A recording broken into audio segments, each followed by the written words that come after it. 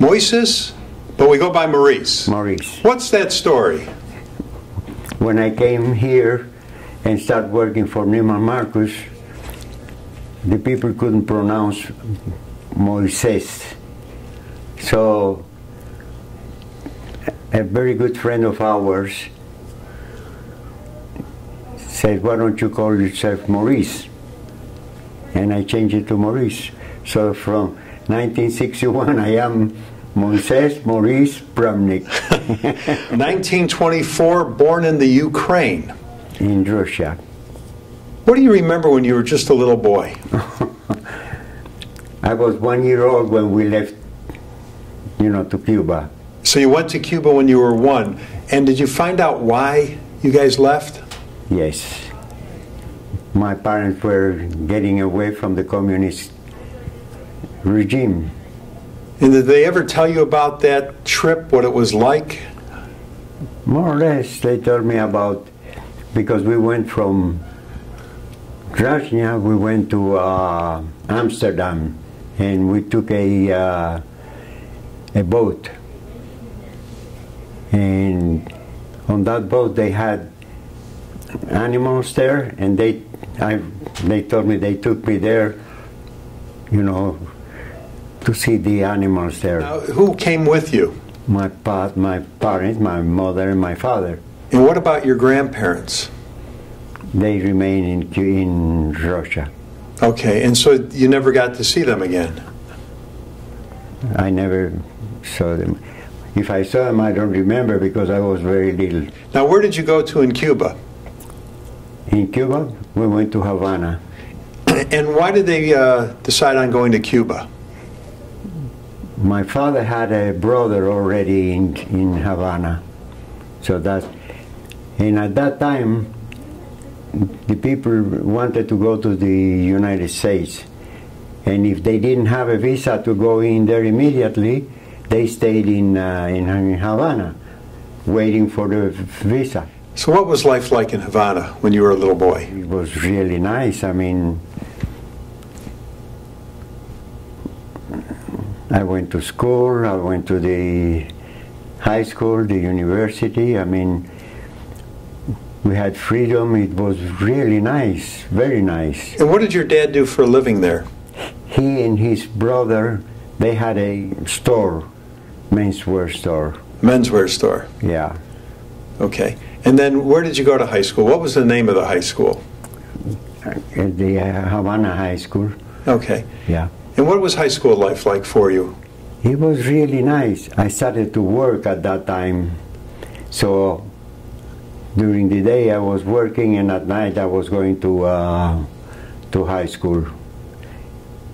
Now, did your folks ever talk about, were they happy in Havana? Were they happy with the change? Yeah, they were. We had a lot of friends. When you were young, the Great Depression hit the United States. Did that affect Cuba at all? I was too little to realize that. Now, when Castro started coming to power, what was the thinking at that time? My parents were telling me that what I'm seeing there at that time is exactly what happened in Russia. So very early I made up my mind that I have to leave. And I had already my wife and my 2 kids. So one day when Castro came out and he blasted the United States, and I told my wife, wow, we're leaving immediately because the relations are going to be broken, and we need to leave as soon as possible. So we were very lucky that we had permanent visas to come to the United States. So on January 8, we left Cuba. Let's go back a little bit. After high school, where did you go to college? In the University of Havana. Okay, and what did you study? Civil engineering. Okay, and after you got out of college, what did you get into? Well, when I left Cuba, I only had 2 years of college, and so I didn't finish. So when did you meet your wife? We met in 1956. My friend that later became my brother-in-law, he invited me to go to my future wife's house for a party. That's the way I met her. So did you like her, or did she like you? Well, in the beginning, we were like in different situations. They needed a person to go with one of Esther's friends.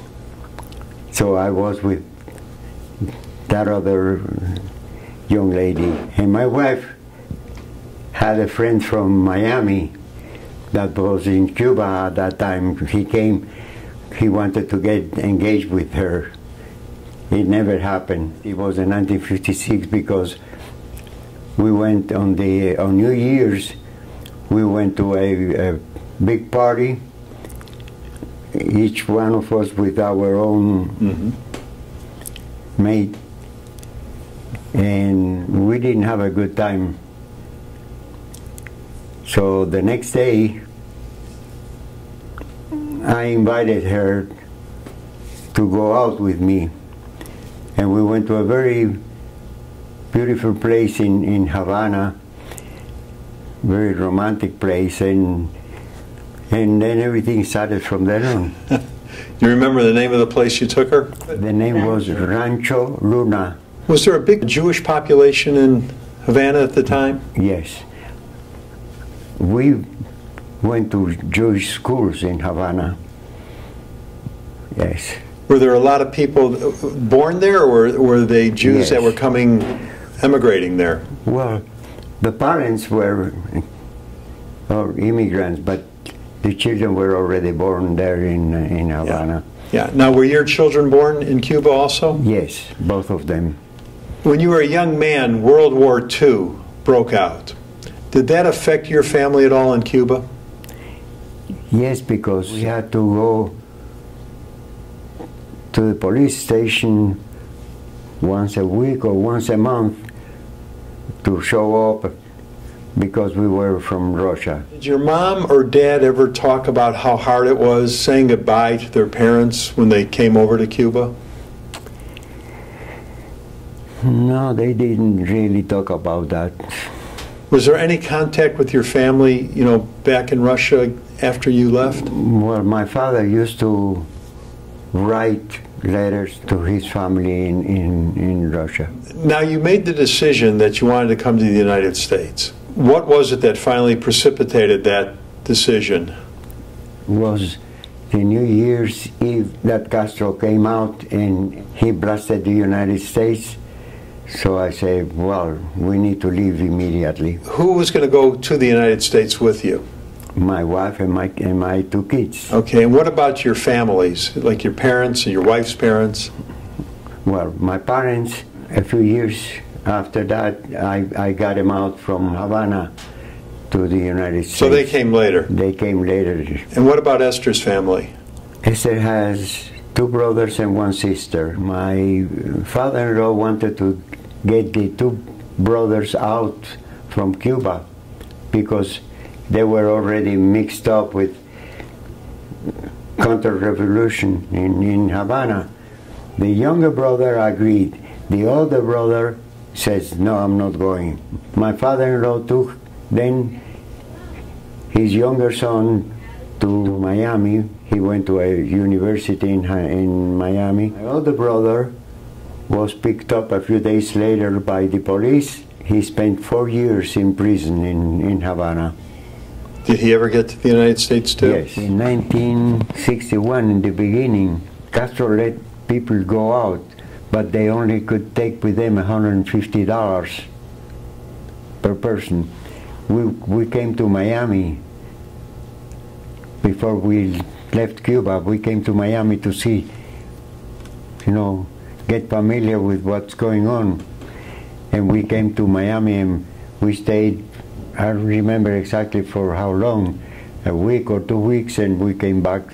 So you went to Miami just to kind of explore, Yeah. and then you went back to Cuba. Was there any thought of just staying in Miami and not going back? No, I had my kids in Havana. We just came, Esther and myself. So now you decide that you take your family and going. What was that like? We have a very beautiful experience. When my father-in-law left to take his younger son to Havana, to Miami, he couldn't come back because the police was already searching in his business and in his house, so he couldn't come back. So he stayed already in Miami.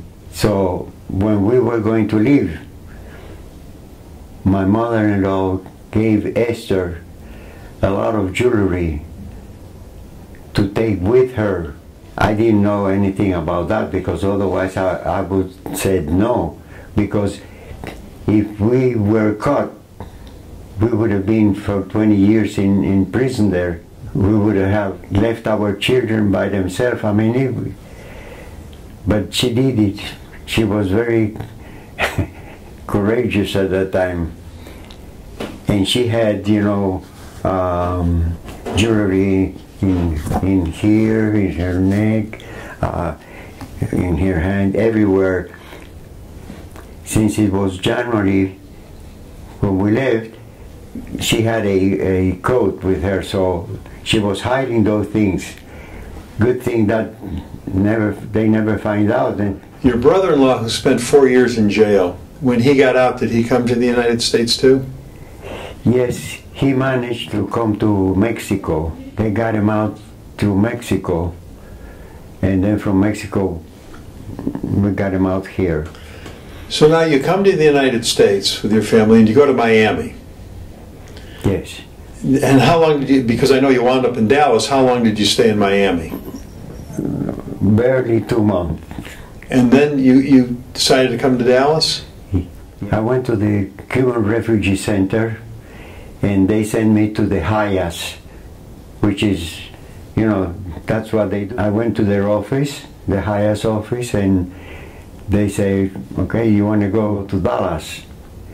And I say, that's all right with me, because I was preferred to go to Dallas instead of New York, because to stay away from the cold weather and all that. We came in a plane to Carson airfield, you know. Carswell Air Force Base in Fort Worth? In Fort Worth.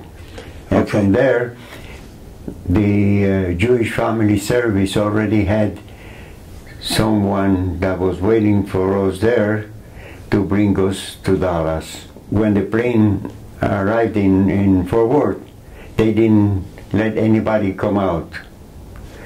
And my wife said, probably there is some kind of star here that, you know. And a few minutes later, they say the Bramniks. So we were the star. Was it a culture shock for you guys? No, in a way we were open for all that. We were not shy or... Was the United States everything you had heard about? Yes. When we got married, we came to New York in our honeymoon. That was on the 31st of March. And one day later, it snowed in New York. And we went down, you know, and we were just throwing snowballs to each other. It was a beautiful experience. We never had that before. So you were ready to stay in Dallas where it's warm. Yes. Now, what did you do for a living in Dallas? At that time, a man, he was a widower already. He got interested in helping us. So he got together with the Jewish Family Service, and so they gave him our address. He came to see us, and we used to call him Uncle Dave. He took the kids to the nursery and took us to go get a job for us. And we went to several places. One of the places we went was to Neiman Marcus, and they gave us a job, both for my wife and myself. So we spent almost 5 years at Neiman Marcus. My brother-in-law and myself, we started in the fabric business. It was American Textiles. Mm-hmm.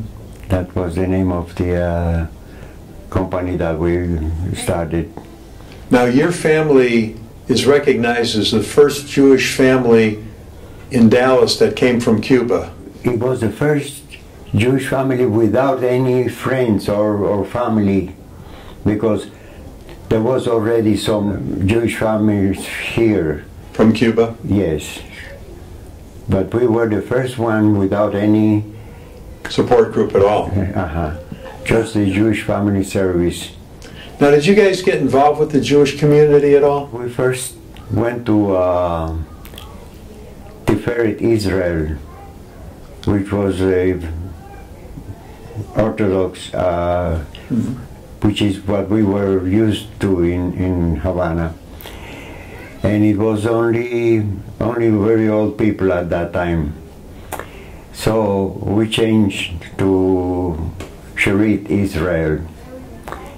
In Sherit, Israel, everything was all right until they wanted for the kids to come during the week to school there too. We were both working, so we couldn't do that. So then we went to Temple Emmanuel, where the kids had to go only on Sundays to school. What was the happiest time in your life? First, marrying Esther. The next one was coming to the United States. Did your kids have any trouble acclimating to the United States? My boy was 1.5 years and the girl was 3 years old. So no problem. Yeah. They are Americans, 100%. Yeah. Now, in your lifetime, you've lived through so many momentous occasions. Of course, coming, first from the Ukraine to Cuba to the United States. You were here when President Kennedy was assassinated. In 1969, something good, the moon landing. Of course, the tragedy of 9/11. Was there something on the national scene that really affected you that you say, I know exactly where I was the moment it happened? Moonwalking. That was something really fantastic. You and Esther have the 2 children and 4 grandkids. What advice does Granddad have for the next generation? Good thing for them is that they were raised here in the United States, which is the best country in the world. We have been traveling all over and we have seen what's going on everywhere. Nothing like the United States. Where are some of the places you've been to? We went to Europe, we went to China, we went to Israel, we went to Russia, we went to many places. When you went to Russia, did you go back and find out about your family at all? No. We went on a cruise. We went to St. Petersburg. And from there, we took a plane for 1 day in Moscow. Right. So we didn't really have time to go where we were born and things like that. Well, Moises, Maurice, you did a great job today. Thanks for doing this. Thank you.